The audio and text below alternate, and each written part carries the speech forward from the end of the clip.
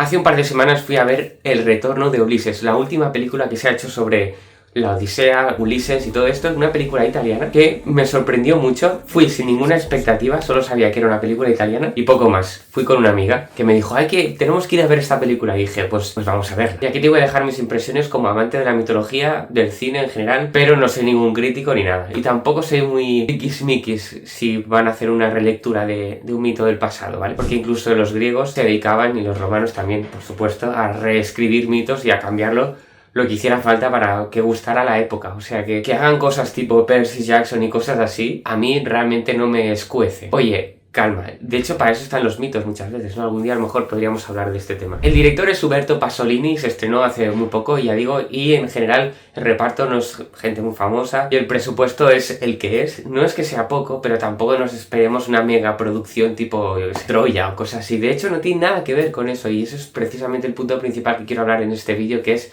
la desmitificación del mito de Ulises. ¡Mi padre está muerto! No para mí. La historia habla desde que Ulises llega a Ítaca. No voy a hacer spoilers porque todo el mundo conoce la historia de Odiseo o de Ulises. Y la película se centra en cuando llega a la isla y lo que ocurre a continuación. Y lo que ocurre a continuación es que llega a la isla, pasan cosas, se carga a los pretendientes de Penélope y se acabó, ¿vale? Y dices, ¿todo esto para casi 2 horas o algo así?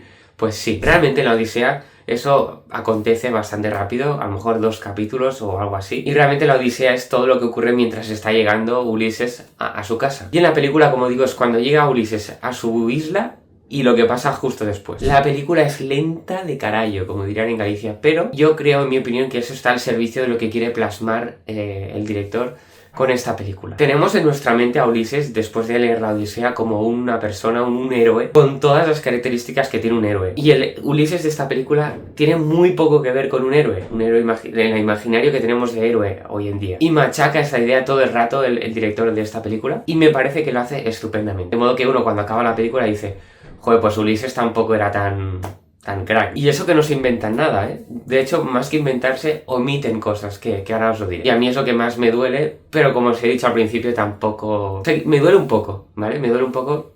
Tampoco me voy a enfadar, pero es verdad que esto que cambian, que para mí es grave, está al servicio de la idea que quieren transmitir, que es que Ulises es un ser humano. Que Ulises sea un ser humano se transmite durante toda la película, especialmente con las dudas que tiene él, ¿vale? En la Odisea, digamos que Ulises tiene dudas de vez en cuando de si va a volver o no, de si va a conseguir matar a los pretendientes o lo que sea. Y es todo el rato los dioses, y en concreto Atenea, quien le insuflan el valor, que le quitan las dudas. Pero en esta película no hay ninguna referencia a ningún dios de nada. O sea, es Ulises solo contra los pretendientes, solo contra sí mismo, solo contra su hijo, solo contra su mujer. ¿Por qué digo esto? Porque él cuando llega después de 20 años tiene dudas de sí mismo y sobre todo tiene un trauma de la guerra muy heavy, de todas las muertes que ha vivido, el sufrimiento. Y cuando vuelve a Ítaca, que es como que todo es lo normal, lo de siempre, hay un choque de 2 realidades. Lo que él ha vivido hace 20 años, durante 20 años, y lo que es ahora, ¿no? Y lo que era antes de la guerra. Y entonces sufre una crisis de identidad, ¿vale? Que se hace muy lenta. En el libro, como os digo, en la Odisea es muy rápido, o ni siquiera hay ese tipo de dudas. Aquí sí.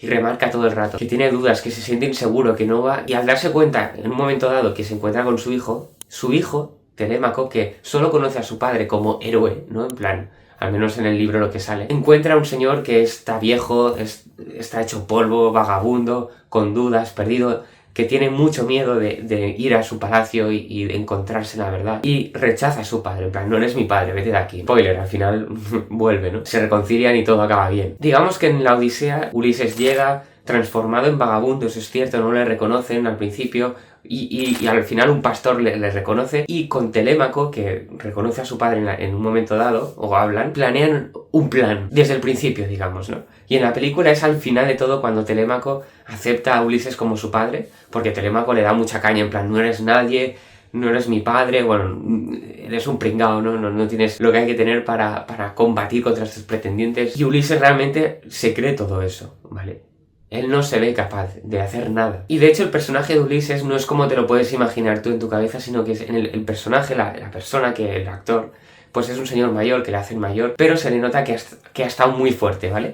Ellos se encargan como llega herido y medio muerto, pues se encargan de meterte en la cabeza que está hecho polvo Ulises. Todo esto para llegar a un momento que cuando está en lo más bajo de todo, y se enfrentan los pretendientes que, spoiler, los gana, uno dice, ¡buah, qué grande es Ulises, qué bestia, que aun estando malherido, anciano y todo, aún tiene el vigor ¿no? De cuando era soldado. Por eso que es como un choque constante a lo que tenemos en nuestra cabeza sobre lo que es Ulises y lo que vemos todo el rato en la película. Lo mismo ocurre con Ítaca, con el poblado, con los pretendientes, con el palacio, que es súper normal. No sé si te ha pasado, pero a mí, cuando me leía la Odisea, era en plan, el palacio de Penélope, entonces... Y ahí es un castillo que está en Italia seguramente y es una mierda, ¿vale? Pero es claro, eso era lo que tenía que ser, ¿no? Entonces es todo muy humano, todo huele a humanidad, ¿no? Huele a normalidad, a seres humanos normal. Y lo mismo ocurre con Penélope. Penélope es cierto que en la Odisea es todo el rato como muy férrea, ¿no? Y en la película también, pero también se ven mucho sus dudas y su soledad y su sufrimiento, ¿no? ¿Cómo puede un hombre encontrar la guerra, pero no el camino a casa? Me parece que están muy bien hechos los pretendientes, que son unos gorrones y unos... bueno, todo lo que tú quieras. Y se ve como la amoralidad de los pretendientes y de cómo abusaban de todo mientras vivían allí. Hay un detalle que hay un personaje que va peinado, es rubio, va peinado como si fuera ahora un modelo, ¿no? Pero bueno, en general toda la caracterización, todos los vestuarios, toda la escenografía, todo está perfecta. Es totalmente creíble. Incluso demasiado, porque uno tiene en la cabeza una cosa y de repente ve que es normal eso, o sea, digo que las casas eran cutres, que los vestidos eran cutres, iban... todo muy humano, ¿no? Y dices, claro, es que realmente era así. Me llama mucho la atención cómo exploran el personaje de Telémaco, porque en el libro empieza con el Telémaco que viaja y se siente con dudas, ¿vale? De encontrar a su padre y de aceptar el rol que le toca, pero en la película, bueno, en el libro las dudas se las resuelve Atenea, obviamente, otra vez, ¿no? En la película no se ve un Telémaco así, se ve un Telémaco que actúa más por miedo o por supervivencia, que no el... bueno, luego irá a orgullo, que se transformará eso a orgullo, y luego una reverencia a su padre, y más o menos, porque luego termina la película con que Telémaco dice, me voy de aquí. Cuando matan a los pretendientes, Ulises toma el control de la isla, dice, yo necesito espacio y me voy. ¿Qué haría un tío joven, sin padre, con una madre que ve cómo le están comiendo la hacienda a gente, ¿no? Y él no puede hacer nada, ¿no? Y está esperando a su padre. Y cuando ve a su padre de verdad y se da cuenta de que es un señor mayor, pues dice, ¿tú qué eres, tío? Tú no eres mi padre. No era el que esperaba, y eso son las expectativas que uno tiene, ¿no? Uno de los aciertos más grandes de esta película muestra muy bien la crueldad del final del libro, porque uno lee la Odisea y se enfada mucho con los pretendientes, porque están todo el rato molestando y tal, ¿no? Y el final del libro es que Ulises se carga a no sé cuántos pretendientes y no, ya como indefensos, ¿vale? Ulises con su arco mata a uno tras otro, que no tienen armas para luchar, no tienen nada, incluso mata a las sirvientas del palacio, ¿no? Por ser traidoras. Y en el libro, pues lo deja un poco así, que si no te das cuenta te lo lees y vola muy bien, pero en la película se ve cómo es de Ulises de descarnado en esa escena, cruel y despiadado. Es verdad que no sale el asesinato de las sirvientas, pero sí se ve como Ulises mata a los pretendientes de una forma como muy, no sé, muy inhumana, ¿no? Sin valores de nada. Hoy está indefenso, hay una ley que es el indefenso que se ha rendido, pues no, Ulises mata a todos, ¿no? Y en la escena esta de una matanza, pues Penélope está más o menos presente y se horroriza de ver a su marido, que ha vuelto, cubierto de sangre matando a uno tras otro, ¿no? Después de ese combate, que uno dice, bueno, pues se van los dos juntos y van a su habitación y se quieren y tal... En la película hay una conversación que acaba así la película y te deja roto, que es súper bonita, porque los dos en una conversación muy breve se dicen el uno al otro que han sufrido mucho y que no van a ser capaces el uno al otro. O sea, yo no voy a ser capaz de vivir la vida hacia adelante con paz porque he vivido una guerra y cosas terribles.